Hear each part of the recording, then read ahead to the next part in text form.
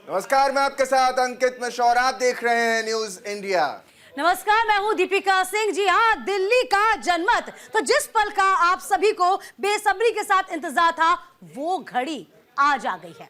दिल्ली विधानसभा चुनाव के बाद आज नतीजे की बारी है। आज सुबह 8 बजे से काउंटिंग की शुरुआत हो जाएगी। मतगणना से पहले दिल्ली की सियासत में भी पूरा जो पारा है वो इस वक्त जोशाही। दरअसल इस बार तमाम एग्जिट पोल में बीजेपी को बढ़त का अनुमान मिलता नजर आ रहा है। तो वहीं दूसरी ओर आम आदमी पार्टी ने बीजेपी पर विधायकों की खरीद फरोख्त का आरोप भी लगा दिया है। अरविंद केजरीवाल ने बीजेपी पर आप विधायक को 15 करोड़ की पेशकश का आरोप लगाकर जोरदार हमला किया है। बिल्कुल, और देखिए अंकित, इसके इतर यदि हम बात करते हैं तो आज सुबह 8 बजे से चुनाव के शुरुआती रुझान आना शुरू हो जाएंगे। आज दोपहर तक ये तय होगा कि दिल्ली में हुक्मरान बदलेगा या पुराना निजाम कायम रहेगा। वही इन सब के बीच नजर इस बात पर भी है, क्योंकि दिल्ली में प्रचार के दौरान क्या क्या हुआ वो सबसे बड़ा मुद्दा इन सब में बनता नजर आया। देखिए, बात बिल्कुल अंकित हमें कह रहे हैं, बात थोड़ी लंबी है लेकिन बतानी भी बहुत जरूरी है। और देखिए, इस बार के चुनाव प्रचार का अंकित जिक्र कर लेते हैं तो देखिए, इस दौरान सभी दलों ने अपनी पूरी ताकत झोंक दी थी। 6 महीने पहले मिलकर साथ चुनाव लड़ने वाली आप और कांग्रेस देखो इस बार एक दूसरे पर जमकर हमलावर रही थी। और इस दौरान दोनों ही पार्टियों ने अगर देखा जाए तो बीजेपी पर भरपूर निशाना साधा है। बिल्कुल, और इतना ही नहीं है, कुल मिलाकर आरोप प्रत्यारोप के बीच सभी दलों ने खूब रेवड़ियों का ऐलान किया। हर पार्टी बड़ी इसमें आगे रही। बीजेपी, कांग्रेस, आम आदमी पार्टी, महिलाओं, युवाओं पर खासा ध्यान भी देखने को इन सभी पार्टियों ने कोशिश की। वादों की माने तो मानो झड़ी सी लगा दी थी इस बार। बिल्कुल, देखिए, वादों की झड़ी लगाई, सबने देखा। अब नतीजों में देखना होगा कि लोगों ने किस पार्टी पर एतबार जताया है, किसको दिल्ली का जनादेश थमाया है। क्योंकि 10 साल से दिल्ली की सत्ता में काबिज आम आदमी पार्टी तीसरी बार जीत के लिए अपना सब कुछ झोंक चुकी है। आपने दिल्ली में छोटी छोटी सभाओं पर अधिक जोर दिया और यही वजह है कि आम आदमी पार्टी ने दिल्ली में 6000 से ज्यादा बैठकों के जरिए रेवड़ियों पर चर्चा की है और अपनी जो योजनाएं हैं कार्यकर्ताओं के जरिए वो बताई भी है। देखिए, उन्हें सरकार के द्वारा मिल रही सुविधाओं के बारे में जानकारी आम आदमी पार्टी ने दी। तमाम आपने देखा भी अंकित, किस तरीके से जो कार्यकर्ता डोर टू डोर जा रहे थे, कैंपेन कर रहे थे। यहाँ हम बात करते हैं संदीप दीक्षित की, जो कि नई दिल्ली से उम्मीदवार हैं, जो सीधी टक्कर आम आदमी पार्टी के संयोजक अरविंद केजरीवाल को दे रहे हैं। वह भी कम से कम डोर टू डोर गए थे, कैंपेन की शुरुआत की थी। देखिए, आम आदमी पार्टी ने सबसे पहले अपने प्रत्याशी घोषित किए थे, आपको याद होगा। उसके बाद 5-5 बार सभी उम्मीदवारों ने अपने विधानसभा में डोर टू डोर कैंपेन किया। आपके लिए INDIA अलायंस के कई नेताओं ने प्रचार किया। लेकिन इन सब के बीच जो सबसे बड़ी तस्वीर निकली वो ये कि ये जो INDIA गठबंधन का अलायंस था उसने कहीं ना कहीं कांग्रेस पार्टी से दूरी बना ली। यहाँ अगर देखा जाए तो दिल्ली में अखिलेश यादव ने समर्थन में आम आदमी पार्टी के तो किया, लेकिन बीजेपी खासतौर पर कांग्रेस पार्टी के समर्थन में नहीं उतरी। और यही मुद्दा बीजेपी ने खूब बुनाया भी। अपने कैंपेन के दौरान बीजेपी ने 3000 से अधिक नुक्कड़ सभाएं की हैं। युवा चौपाल, महिला ड्राइंग रूम मीटिंग का आयोजन कर छोटे छोटे समूहों से संपर्क साधने की कोशिश की और छोटी जनसभाओं के साथ साथ बीजेपी ने बड़ी रैलियां भी आयोजित की, जिसमें प्रधानमंत्री खुद इन रैलियों में शामिल रहे हैं। बिल्कुल, देखिए, आपने जिक्र किया कि किस तरीके से INDIA गठबंधन के तहत किस तरीके से आम आदमी पार्टी की बात करें, कांग्रेस की बात करें, लोकसभा चुनाव तो साथ में लड़ा, लेकिन जब विधानसभा चुनाव आया तो राहें किस तरीके से जुदा हो गई, ये सबने देखा अंकित। और बड़ी बात तब सामने आई जब कहीं ना कहीं अखिलेश यादव ने जिक्र कर दिया कि हम यदि कैंपेन करेंगे, हम यदि प्रचार करेंगे तो वो आम आदमी पार्टी के लिए करेंगे। तो कांग्रेस यहाँ पर थोड़ा सा ठगा महसूस कर रही थी। अच्छा, बात करें बीजेपी की तो देखिए, बीजेपी का जिक्र किया जाए, प्रधानमंत्री मोदी, अमित शाह हो गए, बीजेपी के तमाम जो बड़े लीडर हैं, तमाम दिग्गज जो हैं वो ताकत झोंकते नजर आए। तो बीजेपी शासित राज्यों के मुख्यमंत्री, उप मुख्यमंत्रियों ने भी दिल्ली में चुनावी सभाएं की।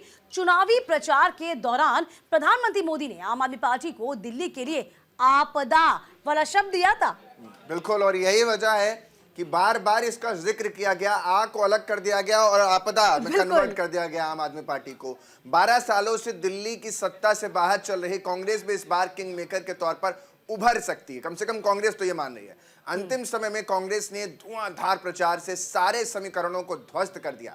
ऐसा तो कांग्रेस सभी 70 सीटों पर चुनाव लड़ रही है, लेकिन पार्टी का मुख्य जो फोकस रहा 20 सीटों पर रहा, खासकर जहां अल्पसंख्यक तबके के वोटर ज्यादा थे, भारी संख्या में थे, वहां कांग्रेस ने ज्यादा अपनी एक अहम भूमिका निभाने की कोशिश की। और मैं तो ये भी याद कर रहा हूं, क्योंकि जिस तरीके से सीलमपुर से शुरुआत राहुल गांधी ने की थी और प्रचार पे थम गया, क्योंकि उसके बाद की 3 सभाओं में वो खुद पहुंच नहीं पाए, भले ही बीमार रहे। ऐसा लगने लगा था कि पार्टी ने खुद भी मान लिया है कि हम हारने वाले हैं, लेकिन अंत समय में सभी लोग मैदान में आ गए। प्रियंका गांधी भी आ गई, मल्लिकार्जुन खड़गे भी आ गए, राहुल गांधी भी देखने को मिले, कई और भी कांग्रेस के बड़े लीडर मिले। तो यानी ये जो शुरुआती तरीका था कांग्रेस का, या स्ट्रैटेजी कह लें, वो थोड़ी कहीं ना कहीं उसके लिए एक बड़ा बेस तैयार नहीं कर पाएगी नीचे, अंडर करंट जिसकी हम बात करते हैं। तमाम चीजों से उलझी हुई थी कांग्रेस। आपने देखा होगा अक्सर, अंकित आप भी देखिए, कि कांग्रेस कभी भी आम आदमी पार्टी के लिए सीधे तौर पर कटाक्ष कभी नहीं करती थी, कभी सीधे नहीं बोलती थी, लेकिन राहुल गांधी ने अब सीधे कटाक्ष करना शुरू कर दिया था। तो ये अपने आप में बड़ी बात थी। इसके अलावा सबसे बड़ा जो दिक्कत है कांग्रेस के लिए वो थी कि वोटिंग परसेंटेज को बढ़ाना, वोट शेयर्स को बढ़ाना, जो कि एक बार टारगेट जो इस बार का लिया गया कि 15% ज्यादा वोट शेयर को बढ़ाना है, ये टारगेट है। अब इस टारगेट को अचीव कैसे किया जाएगा, क्योंकि कांग्रेस की स्थिति बड़ी खराब है। देखिए आप चाहे 2015 का जिक्र कर लिए, इसके बाद के चुनाव का जिक्र कर लीजिए, एक भी विधायक का कांग्रेस का नहीं है। तो ये बहुत चिंता का विषय है कांग्रेस के लिए। तो कांग्रेस का हम जिक्र कर ही रहे हैं, तो कांग्रेस की ओर से आपने देखा राहुल गांधी हो गए, प्रियंका गांधी हो गई, चुनावी अभियान में किस तरीके से कमान को संभाला। राहुल गांधी अपने चुनावी कैंपेन के दौरान आम आदमी पार्टी और अरविंद केजरीवाल पर खासे हमलावर रहे। आप दिल्ली में अपने वादे को पूरा कर पाने में विफल रहने का तमाम तरह के बड़े तरीके से आरोप भी लगाए। शीश महल शराब घोटाले को लेकर भी अरविंद केजरीवाल को सीधे तौर पर घेरने की कोशिश और कवायद करते नजर आए। कांग्रेस ने बीजेपी और आप के मुकाबले कम रैलियां की हैं और ज्यादातर फोकस को चुनिंदा सीटों पर ही रखा। ऐसे में अब देखना यह होगा कि क्या कांग्रेस 12 सालों के अपने वनवास को खत्म कर पाती है और क्या आपके वोटों में सेंध लगा पाती है, क्योंकि ये सबसे बड़ी तस्वीर यही होती है। जाहिर है।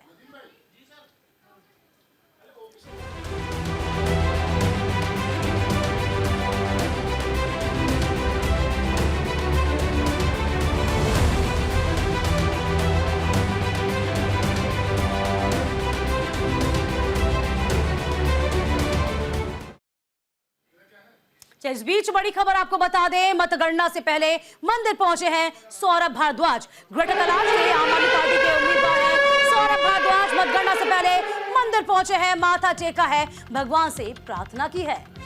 और इसी के साथ, क्योंकि आज रुझान आना है और इससे पहले भगवान का आशीर्वाद भी इस वक्त सबसे ज्यादा जरूरी हो जाता है हर उम्मीदवार के लिए। अपने अपने धार्मिक एजेंडों के साथ तो लगातार कई बार मैदान में रही हैं, लेकिन इन सब के बीच जो सबसे बड़ी तस्वीर है वो यही है कि अब हर नेता एकाएक करके देवी के दरबार से लेकर के अपने अपने नुमाइंदों को, यूं कह लें, अपने कार्यकर्ताओं में जोश भरता नजर आ रहा है। और ये तस्वीरें भी आपको दिखा रहे हैं जब सौरभ भारद्वाज ग्रेटर कैलाश से आम आदमी पार्टी के उम्मीदवार हैं, दर्शन करने के लिए पहुंचे हैं और दिल्ली सरकार में मंत्री भी हैं। और ऐसे में अब खास तौर पर देखना दिलचस्प होगा कि अपनी सीट को बचा पाते हैं या बड़ी टक्कर बीजेपी और कांग्रेस के उम्मीदवारों को दे पाते हैं, क्योंकि दिल्ली के दिल में क्या कुछ है यही हर कोई जानना चाहता है। और राजधानी जब भी फैसला सुनाती है बड़ा दिलचस्प नजर आता है। और मैं तो ये भी बयान सुन रहा था लगातार, दीपिका, जिस तरीके से कांग्रेस भी अपने जितने भी एग्जिट पोल हुए उनको खारिज कर रही है, आम आदमी पार्टी तो यहाँ तक कह रही है कि जो दिख रहा है वो है नहीं, अंडर करंट है और वो नजर आएगा। अब देखना दिलचस्प होगा दीपिका कि क्या। चलिए अब जरा ये भी सुन लीजिए कि सौरभ भारद्वाज ने कहा क्या कुछ है। रेटिंग वाले मामले में क्या कहेंगे, प्रूफ दीजिए, इनमें सबूत भी। अरे भैया काउंटिंग करा लें या एसीबी के बाबुओं को अभी प्रूफ दें। कल आ जाना, एसीबी के लोग सारे के सारे प्रूफ दे दिए जाएंगे।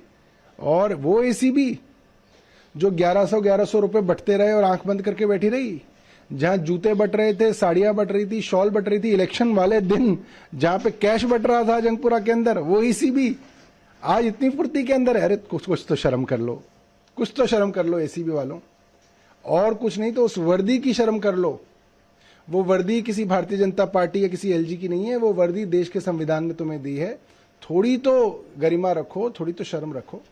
बीजेपी नेता हैं सतोषी गौरव, उनका आरोप लगाकर भाग जाना पुरानी राजनीति रही है। अरविंद केजरीवाल की बाद में माफी मांगते हैं, झूठे आरोप लगाते हैं आज सुबह संदीप दीक्षित ने भी कहा कि अभी पोल्स के बाद बात करेंगे कि आम आदमी पार्टी और कांग्रेस का गठबंधन होगा नहीं होगा, ये हाईकमान डिसाइड करेगी। किस तरह से? देखिए, हमारा कोई गठबंधन कांग्रेस के साथ ना होगा, ना हमें उनकी जरूरत है। अगर जरूरत पड़ती है, हमें कोई जरूरत नहीं है, बेफिक्र रहें। आम आदमी पार्टी अपने बल पे दिल्ली वालों के आशीर्वाद से सरकार बनाने जा रही है।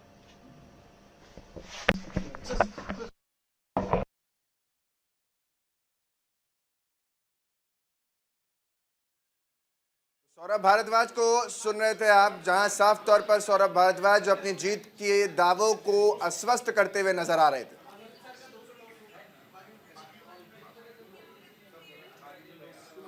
चलिए, तमाम जानकारी के साथ हमारे दो सहयोगी भावना और आनंद हमारे साथ लगातार बने हुए हैं। भावना, आपका रुख करते हैं। फिलहाल देखिए, अब कुछ ही वक्त के बाद जो है काउंटिंग शुरू हो जाएगी।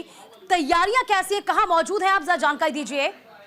आपको बता दूं कि मैं आम आदमी पार्टी मुख्यालय दफ्तर के बाहर मौजूद हूं। अगर यहां पर तैयारियों की बात की जाए तो कहीं ना कहीं मतगणना से पहले ही आम आदमी पार्टी पूरी तरीके से तैयार नजर आ रही है। आप देख सकते हैं किस तरीके से एक बड़ा सारा मंच जो है वो यहां पर लगा दिया गया है, बैठने की व्यवस्था कर दी गई है और हर तरीके से बड़ा साउंड सिस्टम जो है वो यहाँ पर लगाया गया है। ये बात सही है कि मतगणना शुरू होने में अभी कुछ ही देर का समय बाकी है। जब मतगणना शुरू होगी और लगभग अनुमान लगाया जा रहा है कि 10 बजे के बाद कहीं ना कहीं रुझान आने भी शुरू हो जाएंगे और उसके 2 बजे तक लगभग स्थिति जो है स्पष्ट हो जाएगी कि आखिरकार किसकी सरकार एक बार दिल्ली में बनती हुई नजर आ रही है। वहीं अगर आम आदमी पार्टी के तमाम नेताओं की बात की जाए तो आम आदमी पार्टी के तमाम नेता मतगणना से पहले ही बिल्कुल अस्वस्थ होते हुए नजर आ रहे हैं, साफ तौर पे कहते हुए नजर आ रहे हैं कि कहीं ना कहीं एक बार फिर से दिल्ली में आम आदमी पार्टी की सरकार है। वहीं जिस तरीके से एंटी करप्शन ब्यूरो द्वारा तमाम सवालों के जवाब भी मांगे गए हैं तो उसको लेकर भी सौरभ भारद्वाज जो है पूरी तरीके से हमलावर होते हुए नजर आए और वो साफ तौर पे ये कहते हुए भी नजर आए कि दिल्ली में किसी तरीके के गठबंधन की जरूरत नहीं पड़ेगी। जिस तरीके से इंडिपेंडेंट चुनाव आम आदमी पार्टी ने लड़ा है, किसी भी गठबंधन में चुनाव नहीं लड़ा है, तो सरकार बनाने के लिए भी कोई गठबंधन करने की जरूरत नहीं पड़ेगी क्योंकि दिल्ली वाले कहीं ना कहीं दिल्ली सरकार के पिछले 10 सालों के कामों से बेहद ही खुश हैं और एक बार फिर से दिल्ली में आम आदमी पार्टी की सरकार आने वाली है। इस तरीके से आम आदमी पार्टी के तमाम जो बड़े नेता हैं वो बिल्कुल अपने आप को अस्वस्थ महसूस कर रहे हैं और साफ तौर पर कह रहे हैं कि दिल्ली में एक बार फिर से आम आदमी पार्टी की सरकार होगी। वहीं भाजपा भी जो है वो पूरी तरीके से दावत ठोकती हुई नजर आ रही है कि इस बार दिल्ली वाले मूड बदल चुके हैं कि भाजपा की सरकार आएगी। देखने वाली बात होगी कि जब कुछ देर बाद मतगणना शुरू होगी उसके बाद किसके सर पे जो है सत्ता का ताज आएगा।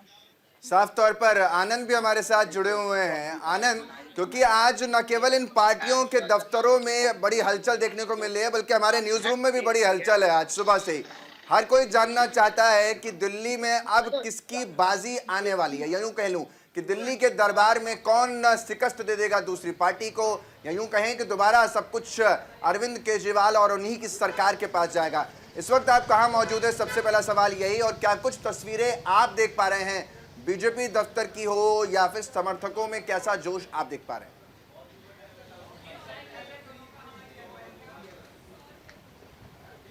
अंकित, सबसे बड़ा सवाल यह है कि दिल्ली में किसका होगा राज तिलक, बीजेपी का कमल खिलेगा या आम आदमी पार्टी की एक बार फिर सरकार बनेगी। मैं एक वक्त खड़ा हूं गोल मार्केट में, मेरे पीछे आप देख रहे हैं यहाँ अटल बालिका विद्यालय है जहां काउंटिंग होनी है नई दिल्ली विधानसभा सीट के साथ। लगभग 12 तमाम सेक्टर्स की यूनिट आई हुई है जहां रखा गया, प्रिजर्व किया गया। और देखिए, भारत को जमहूरियत का सबसे बड़ा मदर ऑफ डेमोक्रेसी कहा जाता है, उसको लेकर तमाम काउंटिंग सेंटर होना। उससे पहले आप ये सिक्योरिटी देखिए, अच्छी खासी संख्या में यहाँ दिल्ली पुलिस के सुरक्षा कर्मियों को तैनात किया गया है और उसके पीछे लगभग मेरे से पीछे 100 मीटर पीछे ही वो तमाम काउंटिंग सेंटर्स है जहाँ पैरामिलिट्री फोर्सेस लगाई गई हैं और उसके साथ साथ सेक्टर मजिस्ट्रेट के साथ तमाम सुविधाएं, यानी सेफ्टी और सिक्योरिटी के साथ ईवीएम की काउंटिंग हो सके, क्योंकि भारत में चुनाव अपने आप में एक निष्पक्ष होता है और उसको जाना जाता है अपने आप एक important mother of democracy Bharat को कहा जाता है। और दिल्ली देश की राजधानी के साथ वो पावर सेंटर है जहां पर तमाम देश को दिशा दी जाती है और कहीं ना कहीं दिल्ली का चुनाव बेहद ही अहम है आम आदमी पार्टी के लिए, बीजेपी के लिए, क्योंकि आपको समझना होगा 22 साल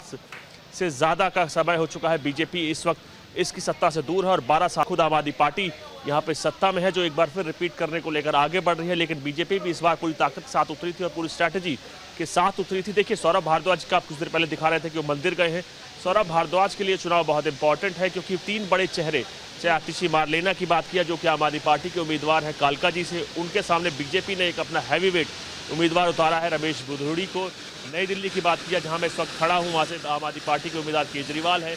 वहां से बीजेपी ने अपना एक और हैवीवेट उम्मीदवार परवेश साहिब सिंह वर्मा, जो कि पूर्व मुख्यमंत्री के पुत्र हैं, सांसद रह चुके हैं पश्चिमी दिल्ली से, उनको उतारा। और तीसरी सबसे हॉट प्रोफाइल सीट जो जंगपुरा है, मनीष सिसोदिया है आम आदमी पार्टी के उम्मीदवार, उनके सामने तरविंदर सिंह बारवा जो कि बीजेपी के एक हैवीवेट कैंडिडेट है, उन तीनों को उतारा गया है। अगर बीजेपी की इस बार स्ट्रैटेजी सफल रहती है, जिसमें बीजेपी ने ये कोशिश की है कि इन तीनों बड़े चेहरों को जो कि आम आदमी पार्टी के हैं, उनको विधानसभा जाने से रोका जा सके। मैं रोकना तो चौथा चाहूंगी सबसे आपको बड़ा फेस सौरभ भारद्वाज। आनंद, थोड़ा सा रोकना चाहूंगी मैं आपको।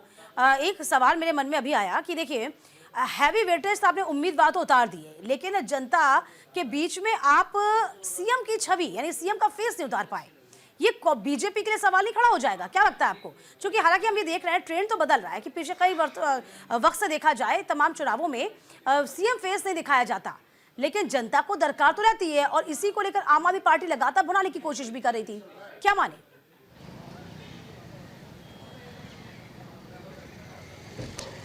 देखिए दीपिका, आपको समझना होगा पिछले कई विधानसभा चुनाव में बीजेपी ने अपना सीएम कैंडिडेट नहीं दिया। चाहे आप मध्य प्रदेश की बात की जाए, मध्य प्रदेश में पहले सीएम कैंडिडेट नहीं दिया गया, लेकिन जैसे ही पार्टी जीती उसके बाद मोहन यादव को वहाँ मुख्यमंत्री बनाया गया।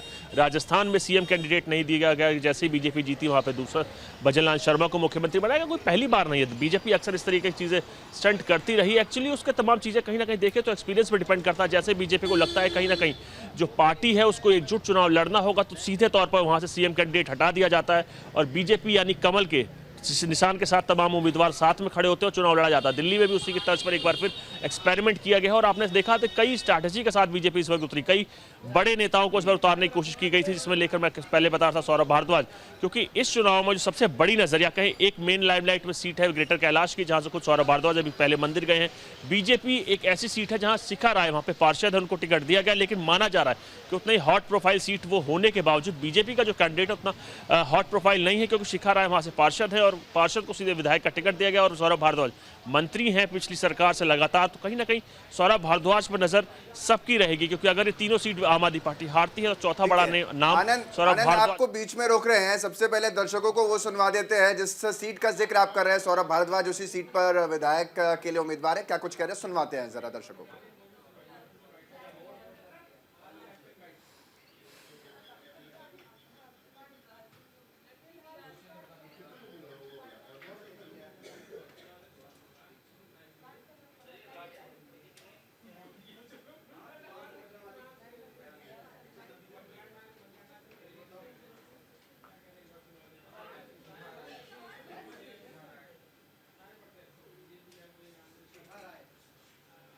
कालिका के दरबार में आशीर्वाद लेने आई हूँ। हर शुभ कार्य आशीर्वाद से शुरू करती हूँ और यही प्रार्थना करते हुए कि मेहनत सफल बनाएंगे। और मैं आश्वस्त हूँ जीत के प्रति, क्योंकि जनता का जो उत्साह और स्नेह इस प्रचार में मिला है और भरपूर जो मैंने 5 तारीख को देखा कि सब वोट भाजपा के लिए मन से करने के लिए जा रहे थे, पूरी तरह से आश्वस्त हूँ कि ग्रेटर कैलाश की सीट भारतीय जनता पार्टी की झोली में जा रही है।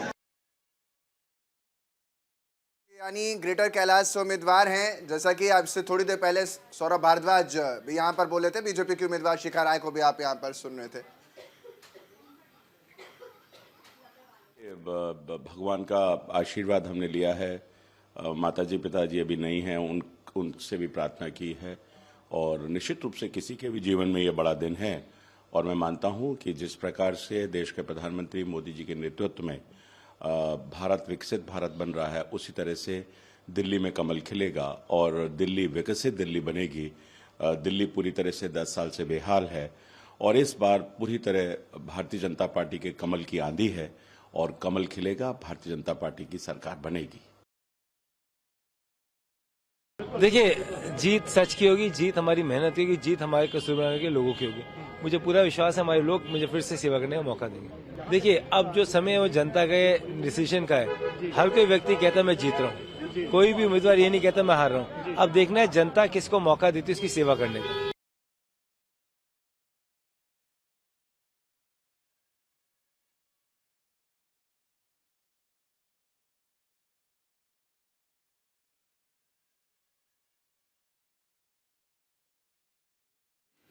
चलिए, बहुत ही कम वक्त रह गया है जब काउंटिंग की प्रक्रिया शुरू हो जाएगी। इस खबर पर, इस नजर पर, दिल्ली के जनमत पर हमारी नजर बरकरार रहेगी। वक्त छोटे से ब्रेक का।